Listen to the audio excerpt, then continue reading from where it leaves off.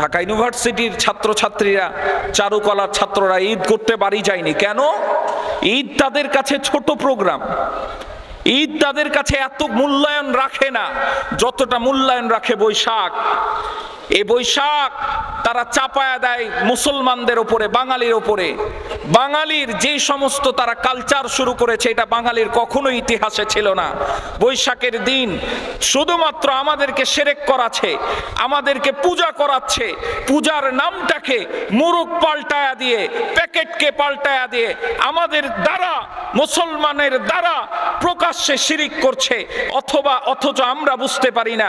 যেমন বৈশাখে তারা কি করে, পয়লা বৈশাখ যখন আসে, 14 এপ্রিল যখন আসে, তারা প্রথমে রমনার বটমূলে যায়। রমনার বটমূলে যে সূর্যর কাছে প্রার্থনা করে, বলে এসো হে বৈশাখ, এসো এসো, কল্যাণ আমাদেরকে দাও। এখন বলেন, আমাদের কল্যাণ দেওয়ার একমাত্র মালিক কে? চিৎকার বলে বলেন কে? সূর্য কোনোদিন আমাদের কল্যাণ দিতে পারে না, কল্যাণ একমাত্র দিতে পারে আল্লাহ। এই সূর্য হচ্ছে আমাদের হিন্দু ভাইদের দেবতা, কিন্তু মুসলমানের দেবতা না।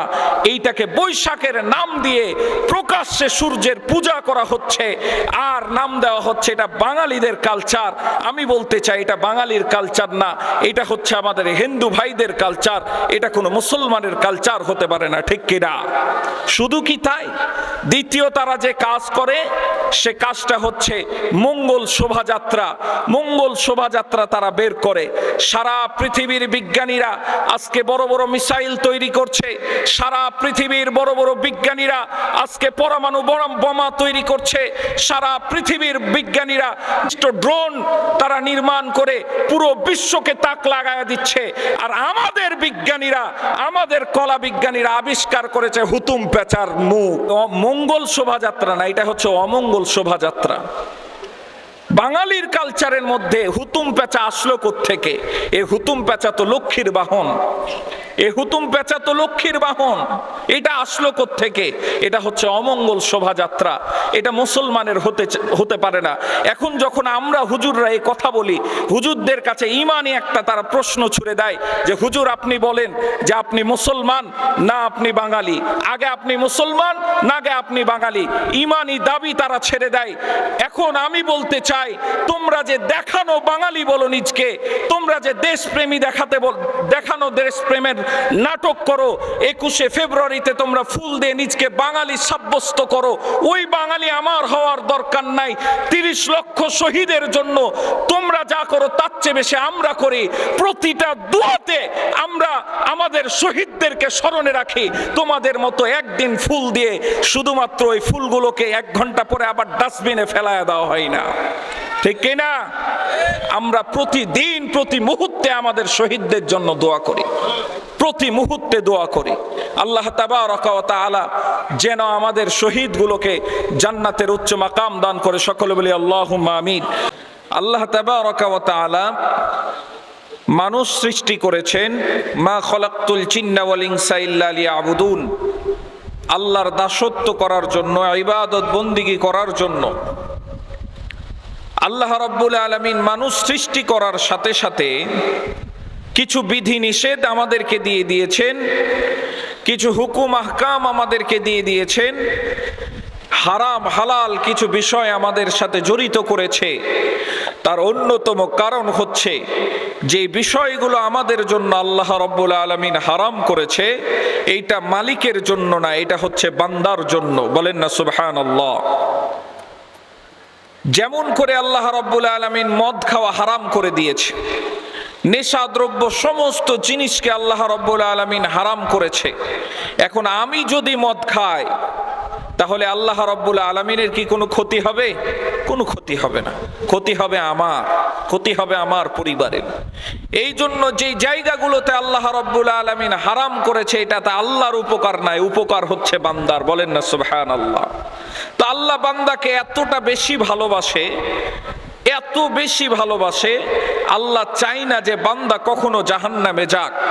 আল্লাহ তো চায় বান্দা যেন জান্নাতি হয়।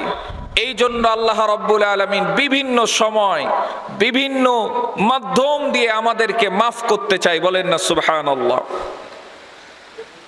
রব্বুল আলামিন আমাদেরকে মাফ করতে চাই।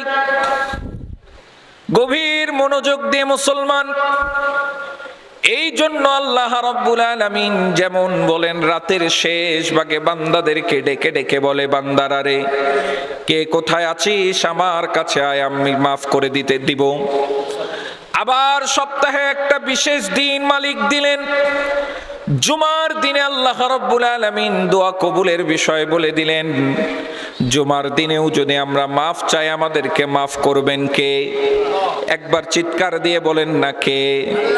আমার ভাইরা, বান্দারা যেন গুনাহ থেকে পরিত্রাণ পায়, সমস্ত গুনাহগুলোকে ধুয়ে দেওয়ার জন্য, পাপগুলোকে ধুয়ে দেওয়ার জন্য আল্লাহ রাব্বুল আলামিন দীর্ঘ একটি মাস আমাদেরকে দিয়েছেন, পবিত্র মাহে রমাদান। তার কারণ হচ্ছে লাআল্লাকুম তাত্তাকুন, বান্দা যেন আল্লাহ ভীরু, খোদা ভীরু, তাকওয়াবান হতে পারে। আল্লাহ রাব্বুল আলামিন বলছেন, ক্বাদ আফলাহা মান তাযাক্কা ওয়া যাকারা ইসমা রাব্বিহি ফাসাল্লা। চিৎকার দিয়ে একবার বলেন তো আল্লাহু আকবার। আমার ভাইরা, আল্লাহ রাব্বুল আলামিন বলছে সফল হয়েছে তো তারা, আল্লাহকে রাজি খুশি করার জন্য নিজের আত্মাকে, অন্তরাত্মাকে শুদ্ধ করেছে যারা, আল্লাহর নামের তাকবীর ঘোষণা করেছে যারা, সালাতের মধ্যে, নামাজের মধ্যে। অর্থাৎ আজকের এই ঈদের দিন হচ্ছে প্রকৃতপক্ষে তাদের জন্য ঈদের দিন, যারা আল্লাহকে না দেখার পরেও আল্লাহর জন্য, আল্লাহকে খুশি করার জন্য দিনের বেলা যে খাবারগুলো আল্লাহ আমাদের জন্য হালাল করেছিল, সেই খাবারগুলোকে আমরা হারাম করে দিয়েছি। আল্লাহ রাব্বুল আলামিনকে না দেখার পরেও দীর্ঘ একটি মাস আমরা ক্ষুধার্ত অবস্থায় থেকেছি। আমার ভাইয়েরা, আল্লাহ রাব্বুল আলামিনকে রাজি খুশি করার জন্য যারা সিয়াম সাধনা করেছি, তাদের জন্যই হচ্ছে আজকের এই প্রকৃত ঈদ, কিন্তু তাদের জন্য নয় যারা এই রমজান মাসে পর্দাশীল হোটেলগুলোর মধ্যে যে চুপ চুপ করে মানুষের চক্ষুর আড়াল হয়ে যারা ভক্ষণ করেছে, তাদের জন্য ঈদ নয়। তারা মানুষের চোখ থেকে আড়াল হয়েছে, কিন্তু আমার মালিকের চোখ থেকে আড়াল হতে পারবে না। আমার ভাইরা, ঈদ শব্দটি মূলত আরবি, যার অর্থ আমরা সকলেই জানি, ঈদ মানে খুশি, ঈদ মানে আনন্দ, কিন্তু এর মূল শব্দ, মূল রূপ হচ্ছে আওয়াদ, অর্থ হচ্ছে ফিরে আসা, বারবার ফিরে আসা। দুঃখ, কষ্ট, সুখ, আনন্দ নিয়ে যেই জিনিসটা বারবার ফিরে আসে সেইটাই হচ্ছে আওয়াদ। আমার ভাইরা, কোরআনুল কারীমে আল্লাহ রাব্বুল আলামিন এই ঈদ শব্দটি ব্যবহার করেছেন।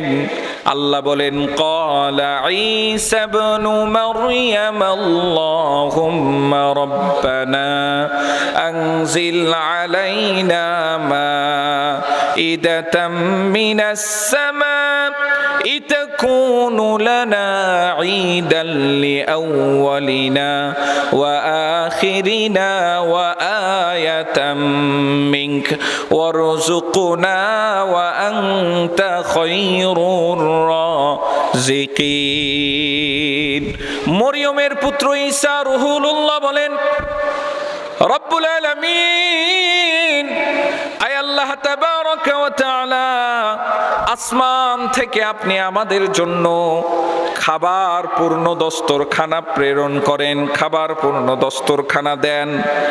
যেই দিন খাবার পূর্ণ দস্তরখানাটা আমাদের জন্য নাজিল করবেন, সেই দিনটা হবে আমাদের জন্য ঈদের দিন, খুশির দিন। এটা আমাদের জন্য এবং আমাদের পূর্ববর্তীদের জন্য, এবং এইটা হবে আমাদের জন্য আপনার পক্ষ থেকে নিদর্শন। বলেন না সুবহানাল্লাহ। আবু দাউদের বর্ণনায় আল্লাহর হাবিব জনাবে মুহাম্মদুর রাসূলুল্লাহ, সকলে একবার বলি তো মুহাব্বতের সাথে সাল্লাল্লাহু আলাইহি ওয়াসাল্লাম।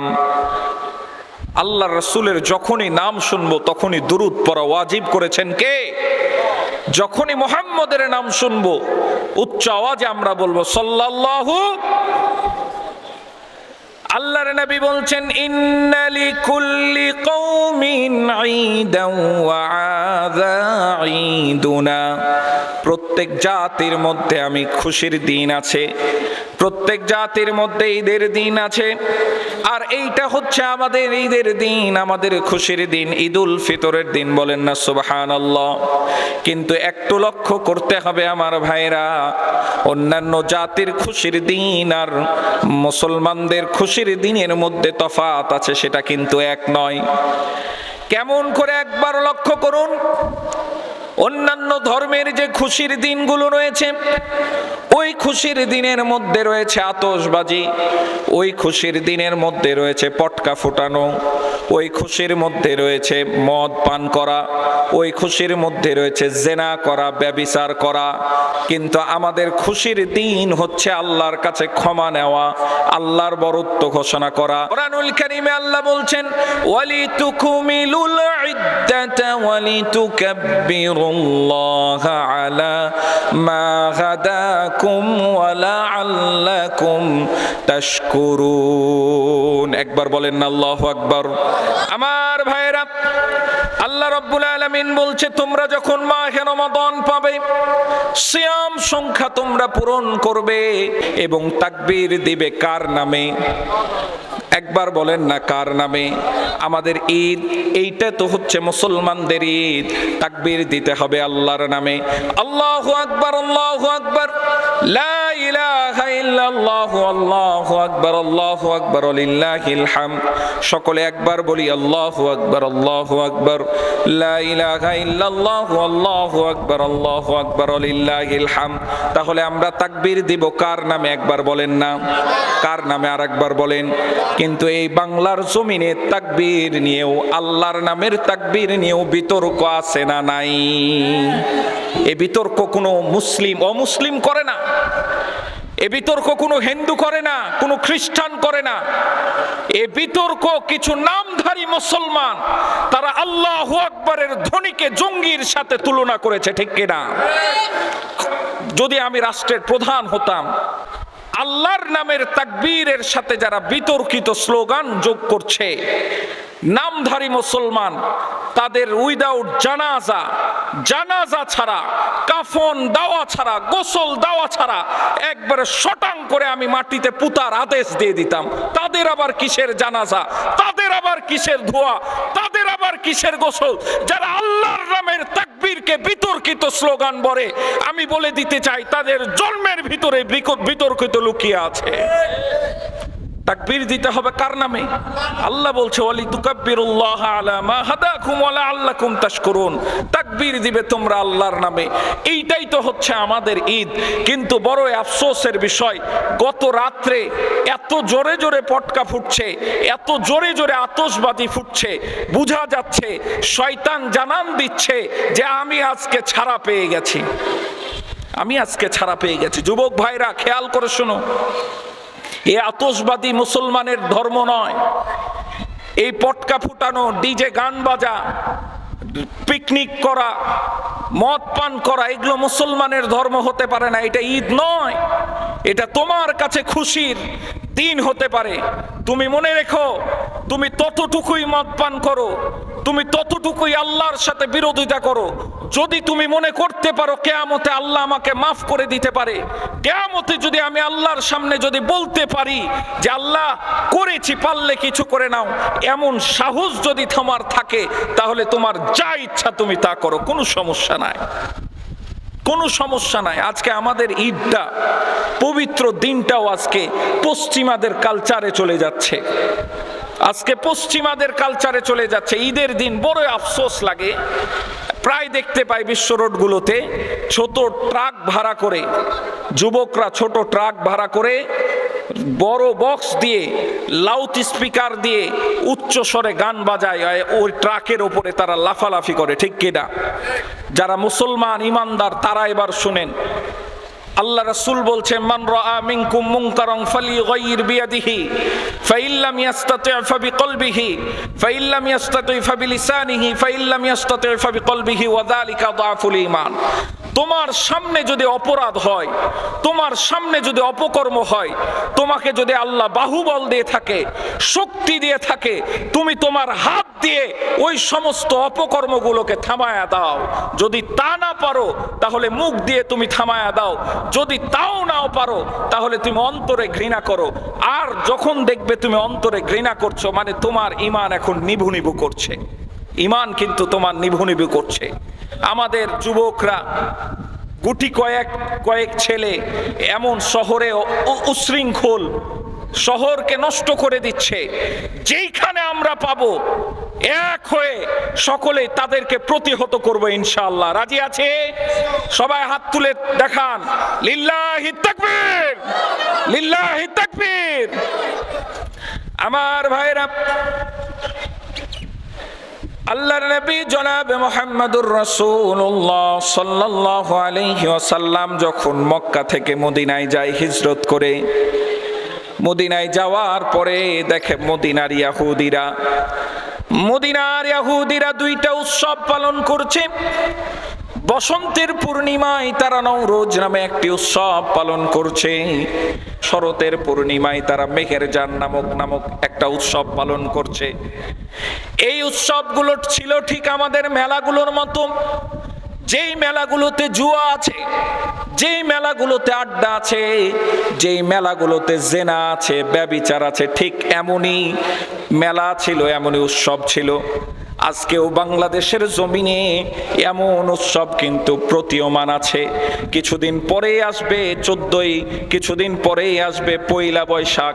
এইটাকে বরণ করার জন্য তথাকথিত কিছু মুসলমান উঠে পড়ে একেবারেই প্রস্তুতি নিয়ে নিচ্ছে। ঢাকা ইউনিভার্সিটির ছাত্রছাত্রীরা, চারুকলার ছাত্ররা ঈদ করতে বাড়ি যায়নি কেন?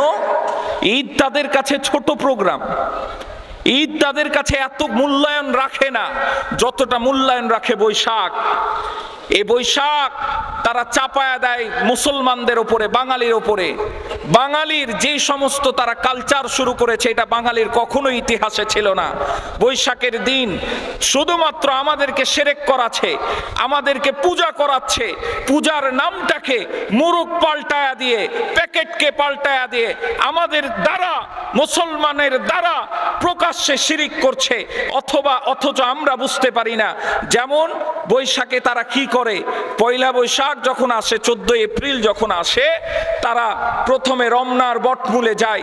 রমনার বটমূলে যে সূর্যর কাছে প্রার্থনা করে, বলে এসো হে বৈশাখ, এসো এসো, কল্যাণ আমাদেরকে দাও। এখন বলেন, আমাদের কল্যাণ দেওয়ার একমাত্র মালিক কে? চিৎকার বলে বলেন কে? সূর্য কোনোদিন আমাদের কল্যাণ দিতে পারে না, কল্যাণ একমাত্র দিতে পারে আল্লাহ। এই সূর্য হচ্ছে আমাদের হিন্দু ভাইদের দেবতা, কিন্তু মুসলমানের দেবতা না। এইটাকে বৈশাখের নাম দিয়ে প্রকাশ্যে সূর্যের পূজা করা হচ্ছে, আর নাম দেওয়া হচ্ছে এটা বাঙালিদের কালচার। আমি বলতে চাই এটা বাঙালির কালচার না, এটা হচ্ছে আমাদের হিন্দু ভাইদের কালচার। এটা কোনো মুসলমানের কালচার হতে পারে না, ঠিক কিনা?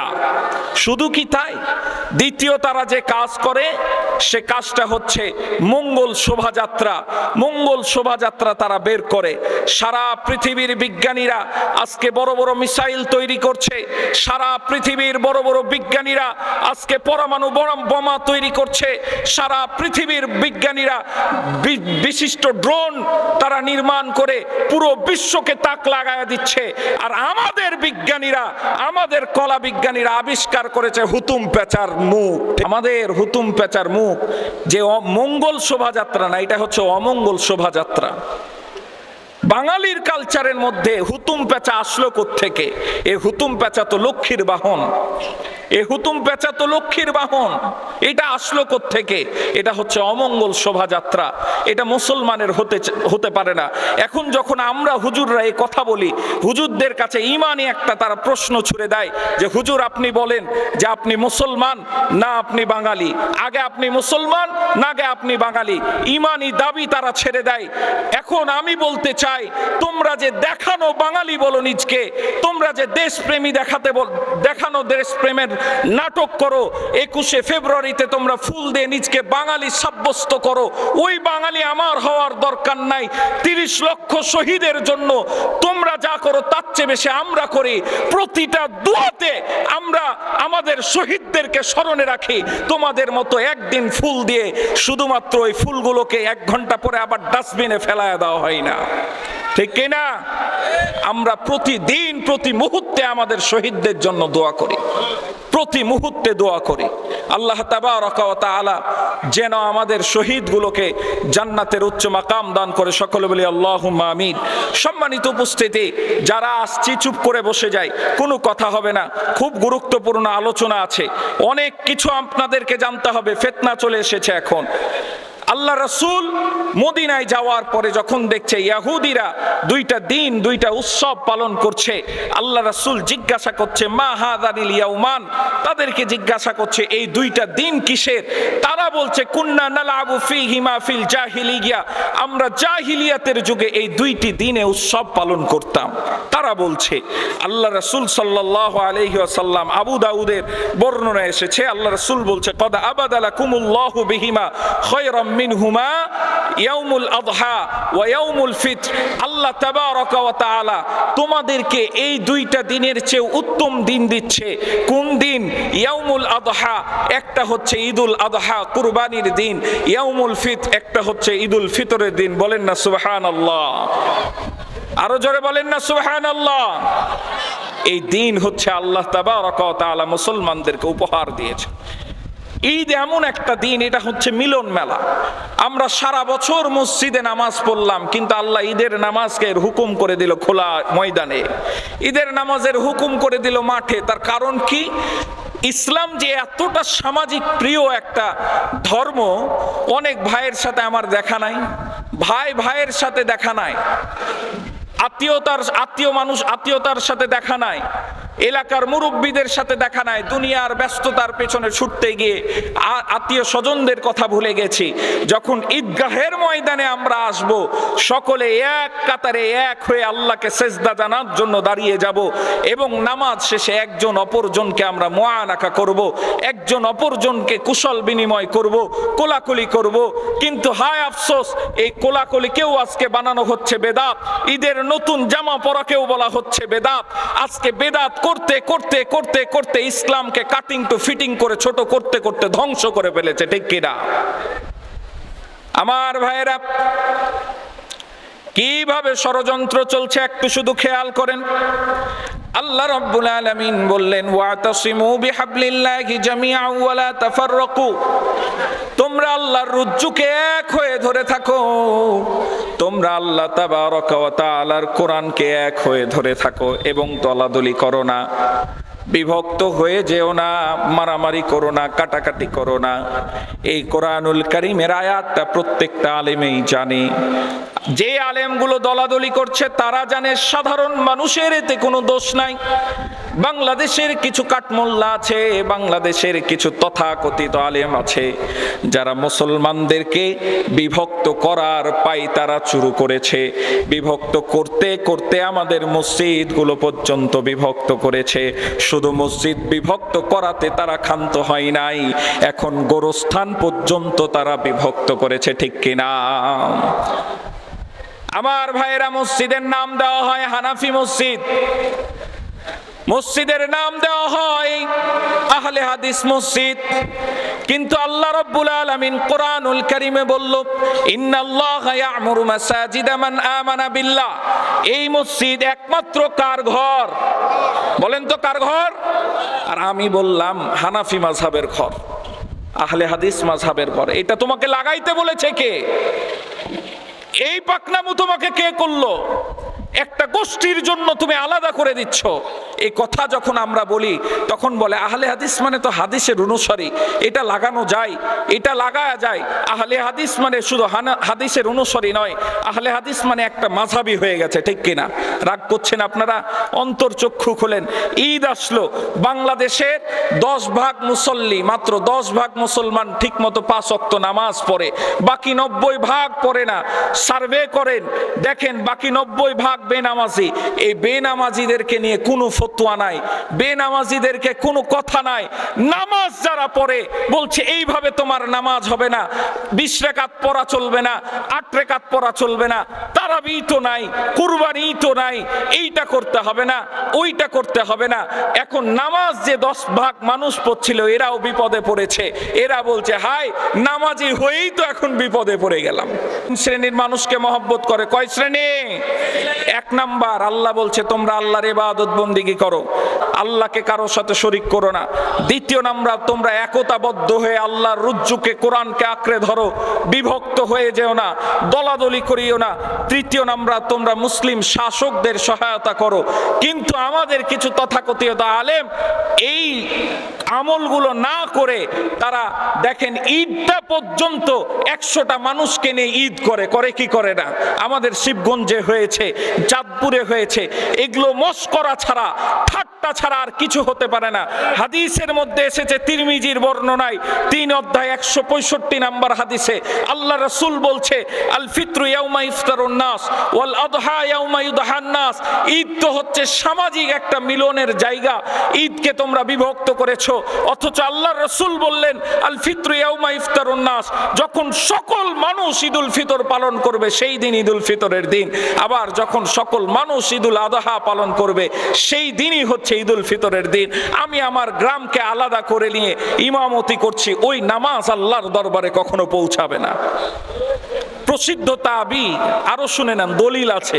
প্রসিদ্ধ তাবি মাসরুক তিনি বর্ণনা করছে, আমি একবার আয়েশা রাদিয়াল্লাহু তাআলা আনহার নিকটে গমন করলাম। আয়েশা রাদিয়াল্লাহু তাআলা আনহার নিকটে গমন করে আম্মা জান আয়েশা বলছে মাসরুককে ছাতু খেতে দাও, ওইখানে মিষ্টির পরিমাণটা একটু বাড়ায়া দাও। মাসরুক বলছে আম্মা জান আমি তো মনে করেছিলাম আজকে হয়তো বা 9 জিলহজ, রোজা রাখা দরকার ছিল, কিন্তু চাঁদ দেখার দ্বিধাদ্বন্দ্বে আমি ভয়ে ছিলাম। আম্মা জান আয়েশা রাদিয়াল্লাহু তাআলা আনহা বর্ণনা করলেন আন-নাহরু ইয়াউমা ইনহারুল ইমাম ওয়াল ফিত্রু ইয়াউমা ইফতারুল ইমাম। যেই দিন রাষ্ট্রপ্রধান ঘোষণা দিয়ে দিবে, যেই দিন ইমাম ঘোষণা দিয়ে দিবে আজকে ঈদের দিন, সেই দিনই তোমরা ঈদুল ফিতরের দিন পালন করবে। যেই দিন রাষ্ট্রপ্রধান ঘোষণা দিবে আজকে ঈদুল আদহার দিন, সেই দিন তোমরা ঈদুল আদহা পালন করবে।